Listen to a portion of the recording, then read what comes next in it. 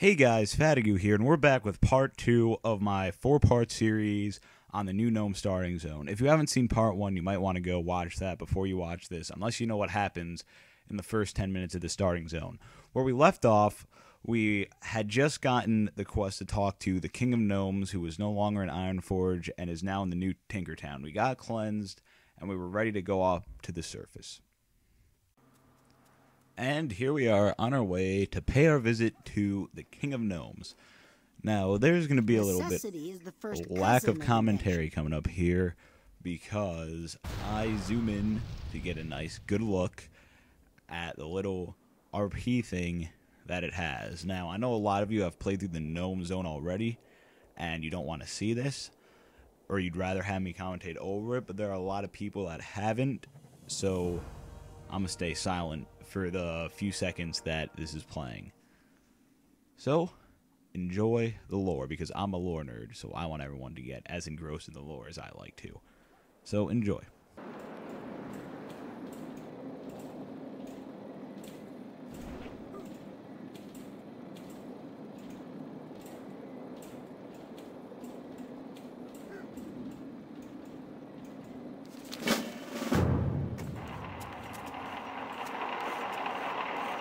We assembled a mighty force and defeated Thermoplug's servants, fighting our way into the city. But the usurper Thermoplug had one last trick up his sleeve.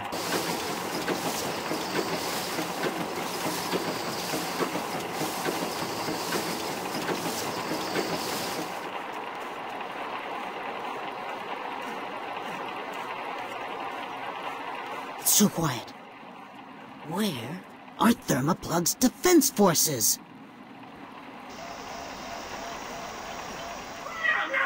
No! I won't allow you into my kingdom, usurper! I won't allow it! Activate the ultimate atomic protection system! Disintegrate them all! It's a trap! That's a fully functional irradiator! Irradiator 3000 activated. Attention, emergency. You now have 10 minutes to reach minimum safe distance. 10 minutes? Plenty of time to disarm the device. Hinkles, hand me that whirring bronze gizmo and some fresh spring water. Cogspin, toss me that dirty trog cloth and a handful of copper bolts. 10 minutes? You left the factory setting on? Give me that controller, you... Attention, emergency. You now have... Whoa! We've got to get out of here! Lapforge, beam us back, quickly!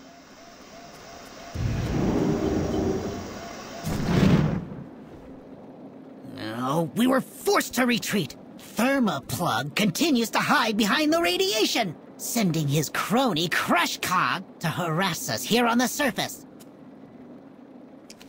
Alright, so that was a little bit of RP for you guys that are really into RP. I thought that was kind of cool how they had the voice acting, the hologram, and the whole 9 yards for that part of the starting zone. And the reason why that's really good, I mean, of course, experienced players doing it over and over again. If you're not into lore and you're just focused on getting your character out of here as soon as possible so you can get back to leveling, are going to be annoyed at that after a couple times watching it. But really, I think it's good because it gives the new players that are just picking up the game a little bit of a background as to what's going on, and really that's what starting zones are for. That's why they're so important to the game, and I think this starting zone is really strong suited for that, as I said about 4 times in part 1, and I'm reiterating it again like I'm a broken record.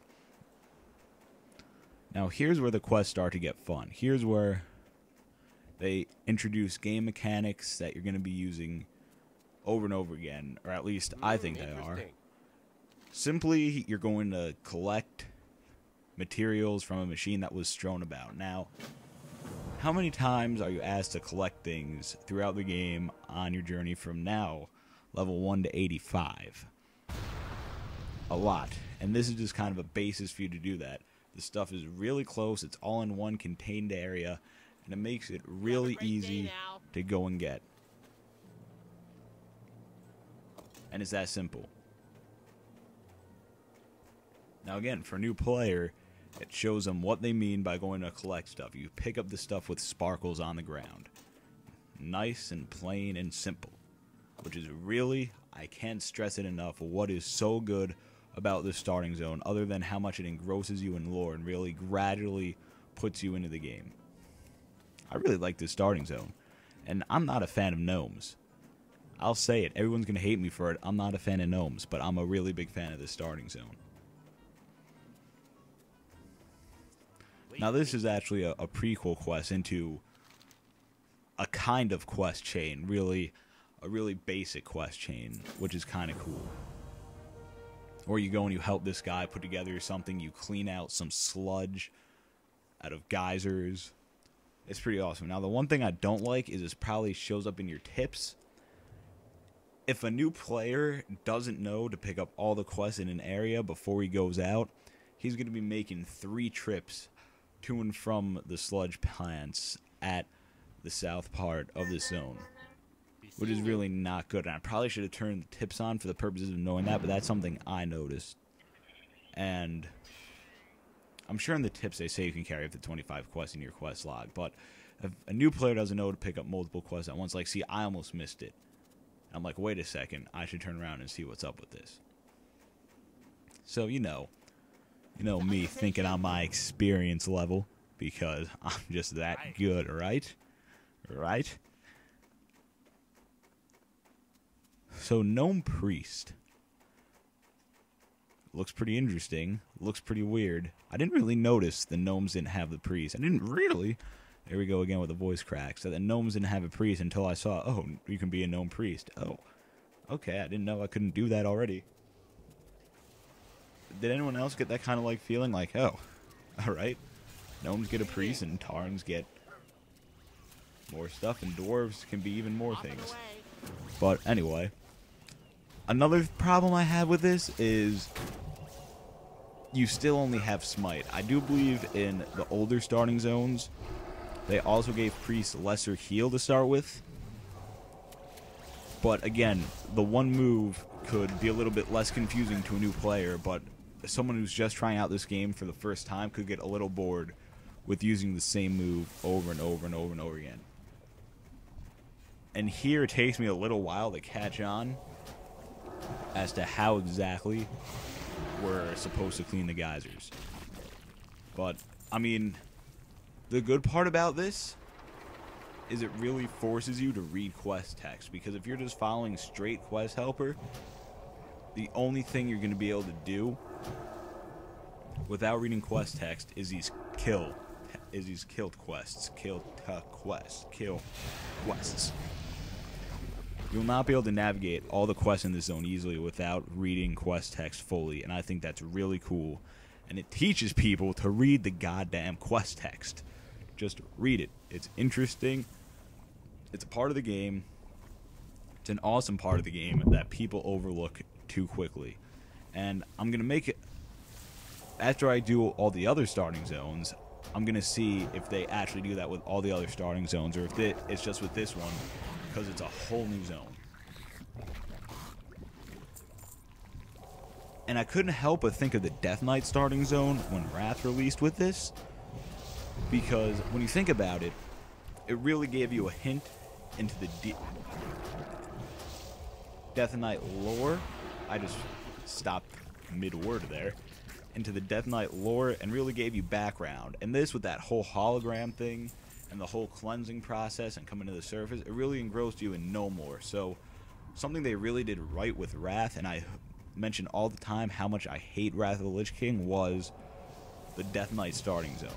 Because that starting zone was really the reason why I leveled my Death Knight to 80 first instead of my Hunter, because the starting zone made Death Knight so much fun, and it engrossed you into the background of the Death Knights. And I think, to my knowledge, that's what they were trying to do with all the starting zones, but it definitely shows through this, and that is really good. Now here I'm like, alright, I'm almost done with these 3 quests.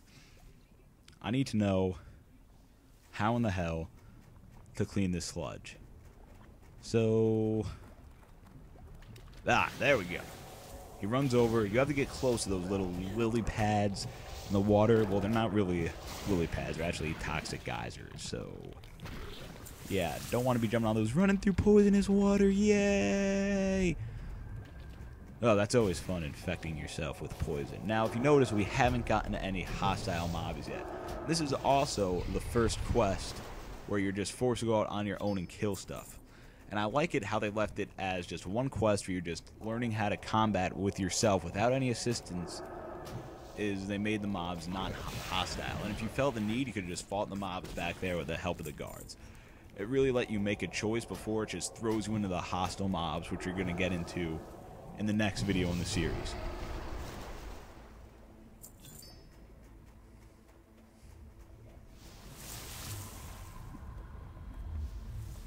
Now, God help you if you didn't pick up all 3 quests, because the poor guy who didn't pick up all 3 quests, just go there, come back, go there, go back, kill more stuff, go there, go back.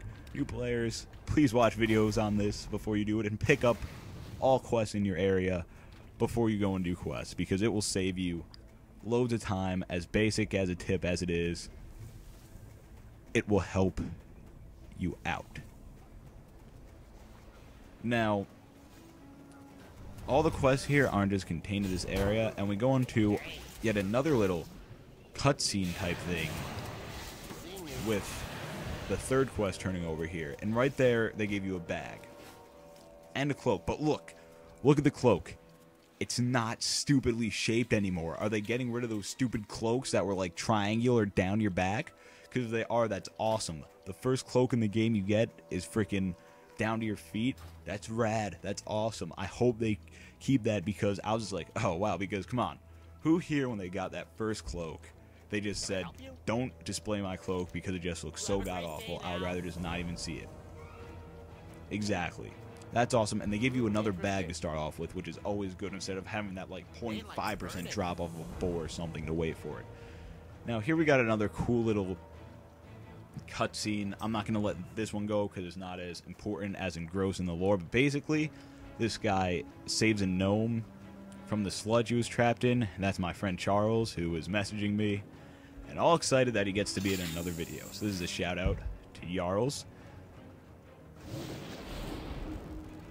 And basically, this guy's going to get shot up from his trap in the sludge. But again, we're going to see some more gnome humor, as I like to say it, towards the end of this little thing. And Charles actually might be accompanying me to the midnight launch of Cataclysm. It would be really a lot of fun if he decides to come.